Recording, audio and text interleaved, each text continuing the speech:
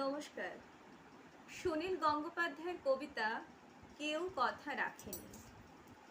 কেউ কথা রাখেনি, ৩৩ বছর কাটলো, কেউ কথা রাখেনি। ছেলেবেলায় এক বষ্টমী তার আগমনী গান হঠাৎ থামিয়ে বলেছিল, শুক্লা দ্বাদশীর দিন অন্তরাটুকু শুনিয়ে যাবে। তারপর কত চন্দ্রভোগ অমাবস্যা চলে গেল, কিন্তু সেই বষ্টমী আর এলো না। ২৫ বছর প্রতীক্ষায় আছি। মামা বাড়ির মাঝি নাদির আলী বলেছিল, বড় হও দাদা ঠাকুর, তোমাকে আমি ৩ প্রহরে বিল দেখাতে নিয়ে যাব। সেখানে পদ্ম ফুলের মাথায় সাপ আর ভ্রমর খেলা করে। নাদির আলী, আমি আর কত বড় হব?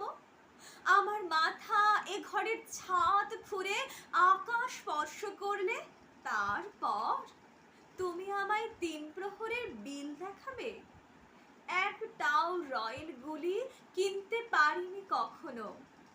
লাঠি লজেন্স দেখিয়ে দেখিয়ে চুষেছে লস্কর বাড়ির ছেলেরা। ভিখারির মতন চৌধুরীদের গেটে দাঁড়িয়ে দেখেছি ভিতরে রাস উৎসব। অবিরল রঙের ধারার মধ্যে সুবর্ণ কঙ্কন পরা ফর্সা রমণীরা, কত রকম আমোদ হয়েছে। আমার দিকে তারা ফিরেও চায়নি। বাবা আমার কাঁধ ছুঁয়ে বলেছিলেন, দেখিস একদিন আমরাও। বাবা এখন অন্ধ, আমাদের দেখা হয়নি কিছুই। সেই রয়েল গুলি, সেই লাঠি লজেন্স, সেই রাস উৎসব আমায় কেউ ফিরিয়ে দেবে না। বুকের মধ্যে সুগন্ধি রুমাল রেখে বরুণা বলেছিল, যেদিন আমায় সত্যিকারের ভালোবাসবে সেদিন আমার বুকেও এরকম আতরের গন্ধ হবে। ভালোবাসার জন্য আমি হাতের মুঠোয় প্রাণ নিয়েছি, দুরন্ত ষাঁড়ের চোখে বেঁধেছি লাল কাপড়। বিশ্ব সংসার তন্ন তন্ন করে খুঁজে এনেছি ১০৮টা নীল পদ্ম, তবু কথা রাখেনি বরুণা।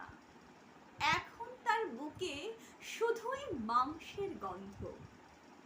এখন সে যে কোনো নারী।